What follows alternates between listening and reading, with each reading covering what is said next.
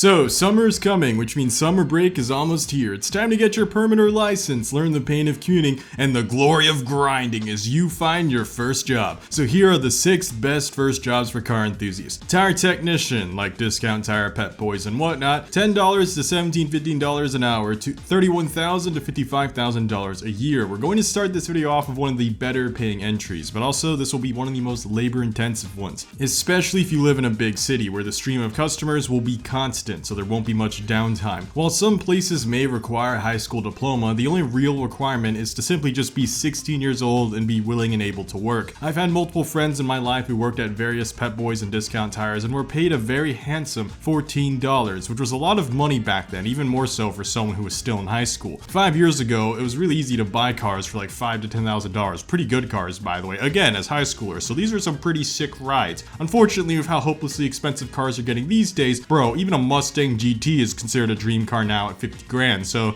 you better start grinding, I guess. Tire technicians are responsible for changing tires, rebeading them, filling them up, removing small nails from them, patching them up, and also giving customer recommendations. You'll be trained with tools like impact drivers, torque wrenches, car jacks, car lifts, and the never-ending cycle of 19mm sockets that you'll keep dropping each time you remove lug nuts. This job is usually done in a garage that is constantly kept open, which means air conditioning usually won't be present. So crank up the fan, put in some hours, and sweat your heart out, because for an average pay of $16.48, you're gonna eat good for a high schooler, so earn that keep.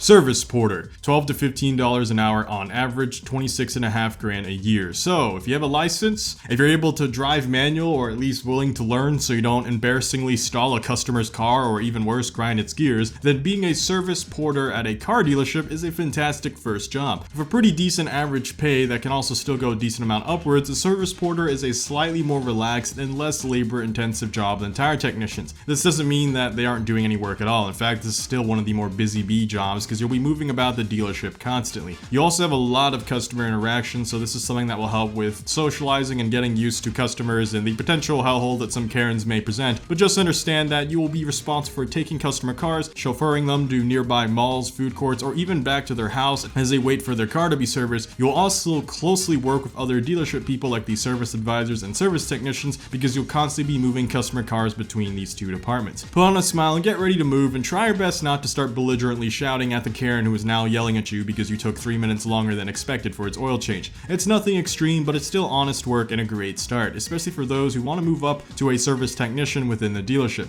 Starting off as a porter can help get your foot in the door and get some job experience. An anecdote I have for this job is my friend who started off as a car porter in their 16 to 18s became a service technician. They then had the dealership pay for their trade degree, which they then used to eventually pursue becoming a master technician. And before the age of 30, he now owns 2 cars, a house, a dog, a motorcycle, and shares it all with his loving wife, all without having to go to college. If you intend to go to college though, do note that many workplaces I'll talk about in this video usually do offer scholarships or tuition grants if you work there long enough or put in enough hours. And trust me, you'll want to pursue those scholarships and take anything you can, especially when the average cost of college is now like what, well over 100 grand at this point. Like, I already struggled back in my day when I left university with enough student loan debt to put me with a 420 credit score, so I can only imagine how much worse it is now. Car detailing. Ceramic coating, polish, wax, the world of car detailing has changed a lot in the past few years, but thankfully, so has the pay and perspectives. This is a huge umbrella term, as vinyl wrap shops that apply PPF and ceramic coating can still be considered detailers these days. And obviously, they make far more money than a normal detailer who just buffs and wax. But just keep in mind that the requirements to be a wrap shop employee is a bit steeper and usually not a job for high schoolers. But thankfully, if you just want to buff, wax, and shine away, most entry-level detailing jobs will still pay $14 upwards of $25. Since car detailing is a step above car washing, they're usually done inside closed garages with bright LED lights and white walls. That way you can target down any imperfection on the vehicle you are detailing. This also means that you can get the comfort of being inside most of the day, with some occasional breeze coming in between cars as garages open here and there. This is a nice job for those who want to beat the heat and also fill the wallet. Do note it takes a decent perfectionist to do this job, so definitely don't come in with a lackadaisical attitude and get complacent, because if you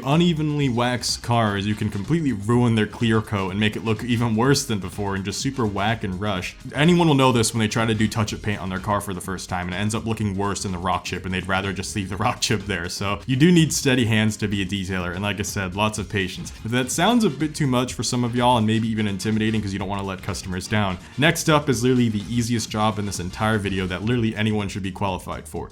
Car wash attendant. $9 to $12 an hour, around $20,000 yearly. The lowest pay, but the simplest job in this video. If you're scared of rejection, meeting qualifications, or chasing certifications for any of the technician or service jobs above, a great place to start off and just an easy way to get some first-time work experience is your local car wash. Seriously, they're always hiring, especially during the summer season. They love having new recruits and they always need more hands on deck because this is the busiest time of year for them. So just fill up an application, don't do anything stupid, and be at least 16 years old and you'll get the job, with a decent starting pay of $9 to $12 an hour with an upwards of 20 grand like I said. With cold water, spraying, lots of shade to stand in, and not nearly the amount of manual labor as the other jobs in the video, the hot summer heat may not beat down on you as mercilessly as it would for tire technicians or service porters and whatnot, so wash away and maybe you'll even spot some cool cars coming in. Delivery drivers. You can also use a motorbike for this job as well, but I'll teach you guys a little life hack. Let's just get into it. So if you love cars a lot, you're probably thinking, yo, I want to drive my own car for my work. I want driving to be my work. Well, then I got the perfect job for you. Not this one. Seriously, you'll hate driving, commuting, and everything to do with traffic as it becomes your literal job, right? So when something becomes your job, you may lose the passion for it. I know that's not true for everyone, but that's a little warning I'll give people. Joking aside though, if you don't mind driving, then a delivery job is still a simple and easy one to apply for. Many places, from restaurants, stores, package, and mailing companies, all have delivery driver jobs and are always in need of new employees. Requirements? Simple. Have a car or motorbike or one you can borrow and a license.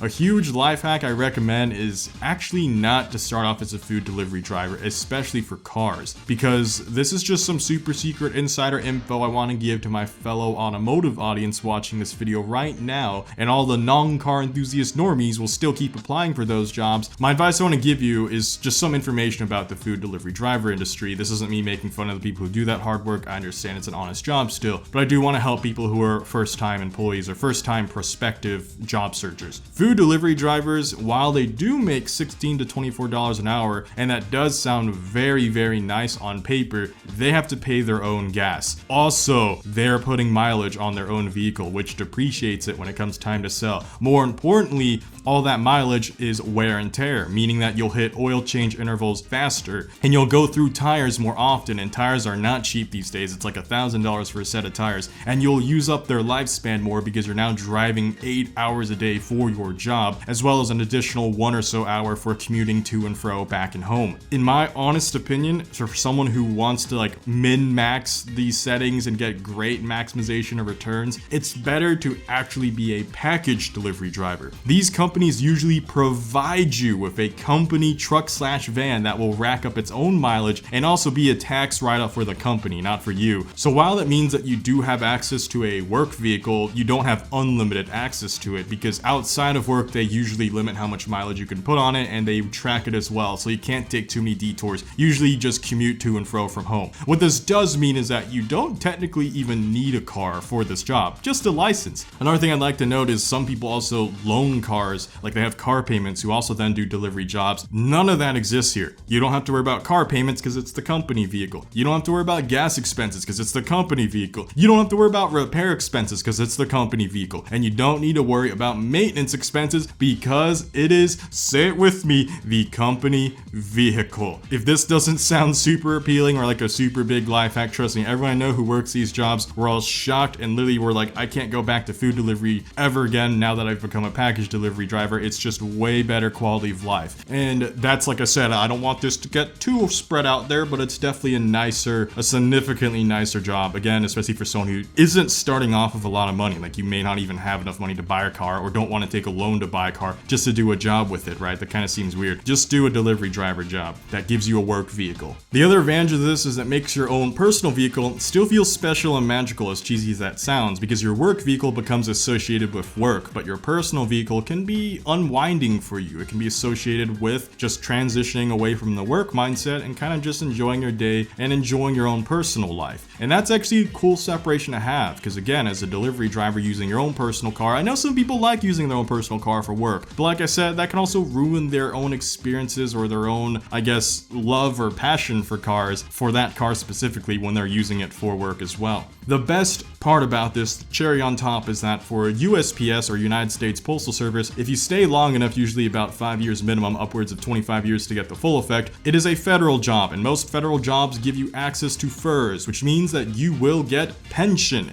Any years you spend working on a government job is documented. They will not always transfer one-to-one depending on departments and other reasons I'm too lazy to get into, but the point I do want to make is that if you're a high schooler or someone young watching or just never heard of the term pension before, you have no idea how ridiculously overpowered this benefit is. Even jobs that have well over 100 grand a year salaries still don't offer pension. Pension means that when you retire, you will still receive a salary by literally just sitting there, just because you used to work for a federal job. That is so cool. That is actually just overpowered as crap. Now, of course, this retirement benefit does have a minimum age requirement before it kicks in, so don't expect to just do this job as like a part-time job as like a college student and then just dip after you hit the minimum requirements and then instantly try to grab your pension, because you're gonna still have to wait for the actual retirement age before it kicks in. But it's nice. It's nice to have some of it come in, even if you don't get the full maximized 25 years of it. Getting even a little bit of pension is still pension. That's still money, right? So towards the end of your life, you can have a bit more peace and comfort knowing that you did a pro gamer move early on. United States Postal Service requires 16 to 18 years of age to apply, depending on location and depending on what you're doing, and FedEx and UPS require 21 years of age minimum. So if you're in university and looking for a great part-time side hustle that pays pretty well and doesn't add stress to your own vehicle, being a package delivery driver is the better route to go. Before we move on to the final entry, quick honorable mention, since we're already talking about government jobs, so I don't have to re-explain the concept of pension. Working at the DMV is also a job that is a federal job and can also give you pension, and is also pretty easy to do for someone who's like in college, and you can just do it as a part-time job. I will say though, it is it's one of the harder jobs of this video for a different reason, because it is the highest customer interaction video and usually has some of the most grueling customer experiences,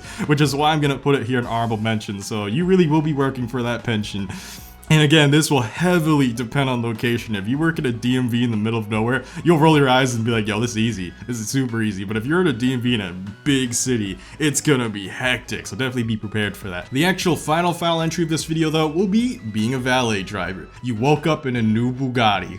Well, it's not yours, it's a customer's, but the keys of a Bugatti are still the keys of a Bugatti, even if you're only driving in a whopping 20 feet to its parking spot. In reality, you likely will never get such a car of high profile at whatever valet location you're at, and you'll likely just park the 100th Range Rover that you've seen that night for the club across the street. But being a valet at least does give you a chance, a small potential of driving a supercar. You can't do anything cool with it, and don't even think about flooring it, because if you thought student loans were crippling, guess what? The hardest part about growing up is understanding insurance and court cases, because that's what you're gonna have to deal with, and boy, you're gonna learn fast if you crash a customer's Lambo just because you got the keys to it. But it's nice that not only do you get the potential that when it happens, at least you could snap a few photos, you know, you could tell our friends you're sitting in a Lambo. So most valet drivers are used at hotels, high-end clubs, casinos, and some malls. They involve you greeting the customer, maybe even opening their door, taking their keys, and then driving their car. So suffice to say, this isn't a super stressful job, it's not a super worrying job, it's not a super high paying job as a result, but again, experience is experience, and getting to see the world and how it works and just getting yourself out there, it's definitely better than just sitting around and twiddling your thumbs for the rest of summer. It's also nice to get some money in your pocket. Ooh, come on, that's what this was actually about. Having said that though, thank you so much for watching this video. If you love automotive content, make sure to subscribe and make sure to check out my other videos. Other than that though, share this video to your highly illegal pet tiger, and I'll see y'all next time. Blade Angel out.